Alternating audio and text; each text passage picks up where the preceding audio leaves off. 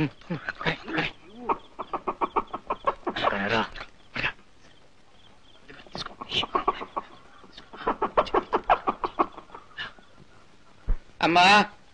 కోడి మాత్రం తల్లి, నీకు మందుకి ఎటువంటి కనెక్షన్ పెట్టేసాడమ్మా దేవుడు.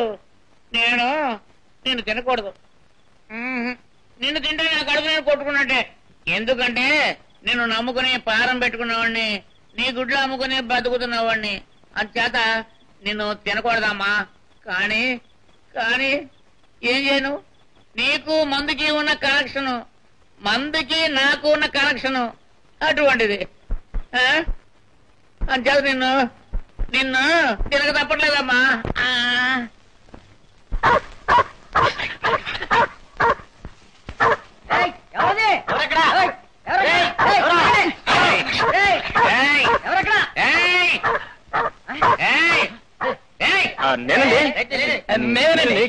కృష్ణండి, నేనండి కృష్ణండి. కృష్ణ ఏంటో కృష్ణ అర్ధరాత్రి గారు వచ్చాయి ఇలాగా? ఏం లేదండి, ఇవాళ మా ఇంట్లో సత్యనారాయణ జరుగుతుందండి. అవునండి, ప్రతి ఏకాదశికి మా ఇంట్లో సత్యనారాయణ జరుగుతుందండి. ఇవాళ మా నాన్నగారు స్వయంగా మిమ్మల్ని తీసుకురమ్మన్నారు. అవునండి, తీసుకురమ్మన్నారండి. మీ నాన్నగారు నన్ను తీసుకురమ్మన్నారా? అవునండి. నిజమండి, నిజం అబద్ధం కాలే బాబు. ఇప్పుడు నేను మధ్య మాసం మీద ఉన్నాను, మైలు పడిపోయినాను బాబు.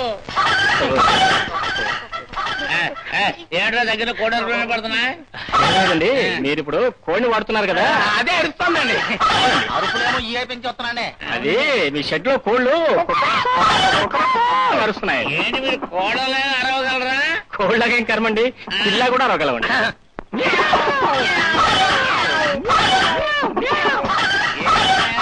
పిల్ల అరుపుల్లోంచి కోడి అరుపులు వినపడుతున్నాయి.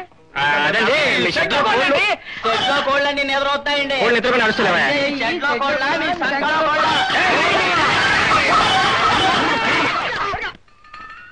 ఏమయ్యో జగన్నాథం, పిల్లల్ని కనగానే సరిపోలేదు, కొంచెం బుద్ధి జ్ఞానం ఉండాలి. ఏమిటండి మీరనేది? ఏమిటా మీ వంశోద్ధారకుడు కృష్ణదేశం నిర్వాహకం ఏం చేశాడు? ఆనాడు శ్రీకృష్ణుడు గోపికలు చీర్లెత్తికెళ్ళాడు గాని కోళ్ళు ఎత్తుకెళ్ళలేదయ్యా. రాత్రి మీ వాడు మా కోళ్ళ ఫారంలో పడి కోళ్ళు ఎత్తుకుపోయాడు. అలాగా?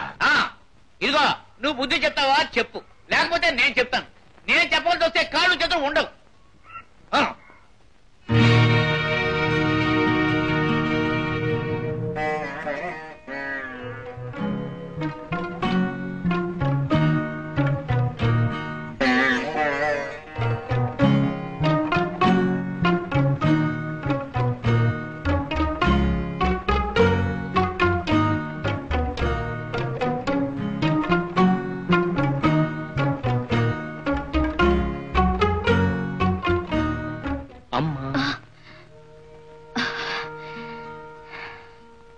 ఏవరా అర్ధరాత్రి వరకు తిరుగుళ్ళు చాలేదా? మీ నాన్నగారి దగ్గరికి వెళ్ళు, 4 వడ్డిస్తారు. అప్పుడు కానీ నీకు బుద్ధి రాదు. నువ్వుండగా నాకేం భయం అమ్మా? అదేరా నీ భరోసా. ఒరే చూడు, ఈ రోజు ఏమైనా సరే నేను మాత్రం నీకు అడ్డురాను. నువ్వు ఎప్పుడు ఇలా అంటూనే ఉంటావు. సరిగ్గా సమయానికి నీ విష్ణు చక్రం అడ్డమేసినా నీ కాపాడతావు. మా అమ్మ బంగారు బంగారు కాదా కాదా? మీ నాన్నగారు ఎన్నిసార్లు మందలించినా నీకు బుద్ధి రాదురా. అసలు ఉంటేగా రోజు ఏదో తంట తెస్తూనే ఉంటావు. నీ మొఖం నాకు చూపించొద్దు.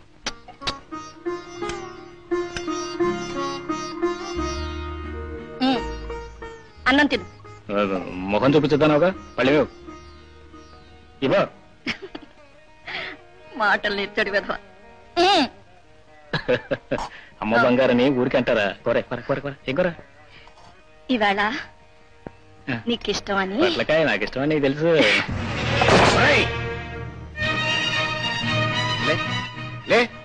ఏమండి, ఏమిటండి ఇది? వాళ్ళు భోంచనివ్వండి. నువ్వు చేస్తున్న పనులకి ఊరంతా నా మీద ఉమ్మేస్తుంటే నీకు అన్నం ఎలా చేయిస్తుందిరా? ఏమండి, నువ్వు నోరుమై. నిన్న రాత్రి కూడా రామూర్తి గారి ఇంట్లో చేసిన కోళ్ల దొంగతనానికి అతను నడిమతాలు పట్టుకుని నాన్న మాట్లాడుతుంటే తలెత్తుకోలేకపోయా. రేపటి నుంచి వాడు బుద్ధిగా ఇంట్లోనే ఉంటాడు, మీరు వెళ్ళండి. ఆస్టోన ఇన్నాళ్ళు ఎదురు చూసాం, కానీ వీడి బుద్ధి మాత్రం మారలేదు. జీవితంలో ఏనాడైనా ఆకలితో బాధపడ్డావు కానీ అవమానాలతో బాధపడలేదు. వీడి వల్ల నా పరువు బజారు పాలవుతుంది. నా ఇంట్లో రౌడీలకు జులాయిలకు స్థానం లేదు. పోరా బయటికి పో. సావిత్రి, ఈ ఇంట్లో వాడు నేను ఎవరో ఒక్కడే ఉండాలి.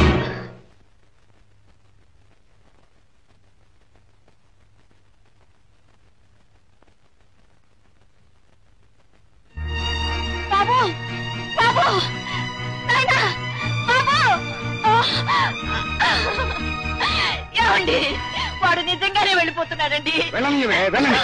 వాడి జులాయి తిరుగుళ్ళు వాడికి ఒక్క పూట కూడా తిండి పెట్టమని తెలిసిన తర్వాత వాడే తిరిగి వస్తాడు. అంతవరకు వాడి ఇంటికి రావడానికి వీల్లేదు, వచ్చిన అన్నం పెట్టడానికి వీల్లేదు. పెళ్లి వారు వస్తున్నారా? ఎవరిని? మిమ్మల్ని చూడ్డానికా? కాదు, నిన్ను చూడడానికి. కోడి కూతలు నువ్వును. అమ్మాయిని చూసుకోవడానికి అనకాపల్లి నుంచి అప్పలస్వామి నాయుడు గారు వస్తున్నారు. ఎవరూ రానక్కర్లేదు, అమ్మాయికి సంబంధం ఇష్టం లేదు. అవును నాన్న. మీరిద్దరూ జాయింట్ గా నోరుమోయండి. పెళ్లి చూపులు అవ్వకుండానే సంబంధం ఇష్టం లేదంటే ఏమైనా మర్యాదగా ఉంటుందా? అయితే పెళ్లి చూపులు అయ్యాక ఇష్టం లేదని చెప్పవే అమ్మాయి. నోరుమోయ్. కోరుకుడు బాబు నువ్వును కొట్టానంటే ఆమ్లెట్ అయిపోతుంది. మళ్ళీ ఇష్టం లేదంటే ఇష్టం. ఇదిగో మీరెంత గొడవ చేసినా సరే ఈ సంబంధం నేను ఖాయం చేసి తీరుతాను. నువ్వేం బాధపడకమ్మా. ఆయనంతేలే, కోడి పుంజులు అరుస్తారన్న మాటే కాని మనసు తవుడు కంటే మెత్తన. కోడికి తవుడు తినిపించినట్టు కృష్ణ గురించి 4 మంచి మాటలు చెప్పి మీ నాన్న దారి తీసుకొస్తాగా. పద పోంచేద్దు కానీ.